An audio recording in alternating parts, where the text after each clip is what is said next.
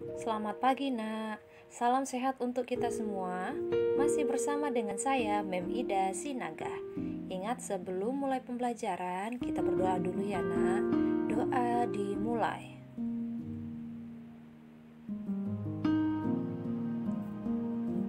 Doa selesai. Nah, untuk pembelajaran hari ini kita masih tema 7, indahnya keragaman di negeriku, dengan subtema 2, indahnya keragaman budaya di negeriku. Muatan untuk hari ini adalah muatan PPKN dan IPS.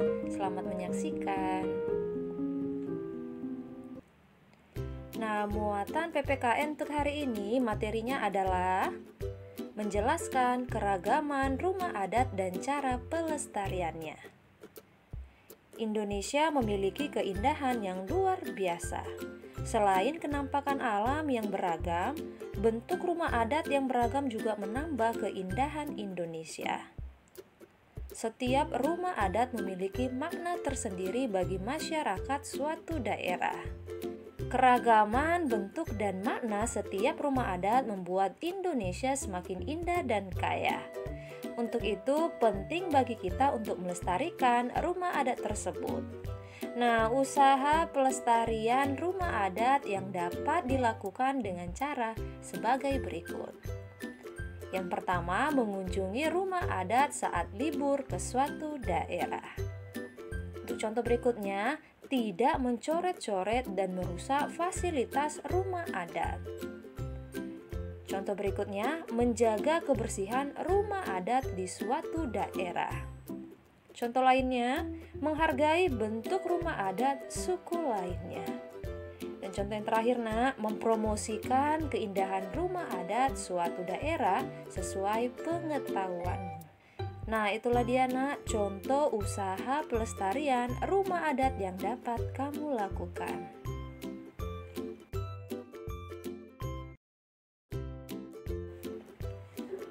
Kita lanjut menjelaskan keragaman pakaian adat dan cara melestarikannya. Keindahan lain yang dimiliki Indonesia adalah keragaman pakaian adat. Setiap suku di Indonesia memiliki pakaian adat dengan ciri khas masing-masing. Nah, ciri khas tersebut, Nak, mulai dari gaya, jenis kain, warna, dan aksesoris yang digunakan. Pakaian adat merupakan kekayaan yang harus kita banggakan dan lestarikan ya, Nak. Nah, di bawah ini upaya pelestarian pakaian adat dapat kita lakukan dengan cara sebagai berikut. Yang pertama, bangga menggunakan pakaian adat. Misalnya seperti apa? Nah, misalnya anak perempuan mengenakan kebaya pada peringatan Hari Kartini. Yang kedua, mengenakan seragam batik di sekolah pada hari tertentu.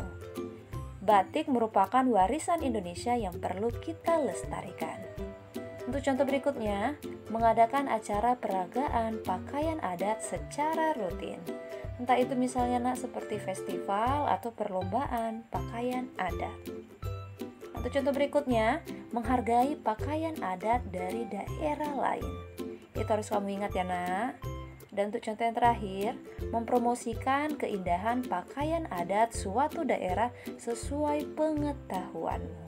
Nah, apa yang kamu tahu yang bersifat baik atau positif ya, Nak, untuk kamu sampaikan ke orang lain, mau dalam negeri atau orang yang berasal dari luar negeri, tentang indahnya keragaman pakaian adat yang ada di Indonesia. Nah, itulah dia, Nak, upaya pelestarian pakaian adat yang dapat kamu lakukan.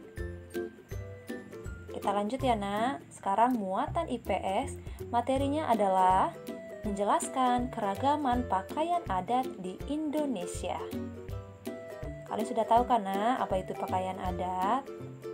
Setiap provinsi di Indonesia memiliki pakaian adat. Pakaian adat disesuaikan dengan kondisi alam dan sosial masyarakatnya. Pakaian adat biasanya digunakan pada acara-acara tertentu seperti pesta adat ataupun pernikahan.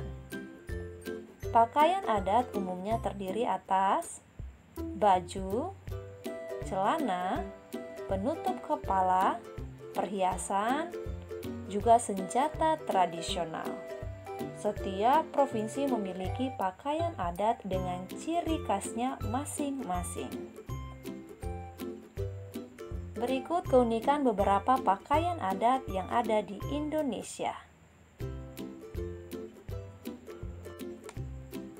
Kita mulai dari yang pertama, pakaian adat Bundo Kandung dari Provinsi Sumatera Barat. Nah, ciri khasnya penutup kepala menyerupai bentuk tanduk kerbau seperti atap rumah gadang ya nak. Nah, pakaian ini dikenakan oleh wanita yang sudah menikah. Kita lanjut. Yang kedua, pakaian adat Ewer berasal dari Provinsi Papua Barat. Gambarnya seperti ini ya nak. Nah, pakaian ini terbuat dari daun jerami yang dikeringkan sebagai bawahan rok perempuan. Pakaian pria terbuat dari kain beludru. Dilengkapi dengan hiasan burung cendrawasih, kalung, gelang, manik-manik, dan rumbai-rumbai di bagian kaki. Para pria umumnya dilengkapi perisai dan tombak yang memberikan kesan jantan. Kita lanjut, yang ketiga ada baju bodo berasal dari Provinsi Sulawesi Selatan. Baju ini dikenakan bagi wanita. Memiliki arti tersendiri yaitu warna jingga untuk wanita usia 10 tahun, warna merah untuk usia 17 tahun, warna hijau untuk kalangan bangsawan, dan warna putih untuk kalangan pembantu. Kita lanjut, yang terakhir ada ulos, pakaian adat dari Provinsi Sumatera Utara. Nah, warna dominan pada ulos adalah merah, hitam, dan putih yang dihiasi oleh ragam tenunan dari benang emas atau perak. Mulanya ulos dikenakan dalam bentuk selendang ataupun sarung. Pemakaiannya juga kerap digunakan pada perhelatan resmi atau upacara adat Batak. Nah, itulah dia nak beberapa pakaian adat yang ada di Indonesia. Nah, sekarang kita masuk pada tugas. Yang menjadi tugasmu untuk hari ini muatan PPKN ya nak, ada 3 soal. Untuk soal yang pertama, bangga menggunakan kebaya pada saat memperingati Hari Kartini merupakan salah satu usaha melestarikan.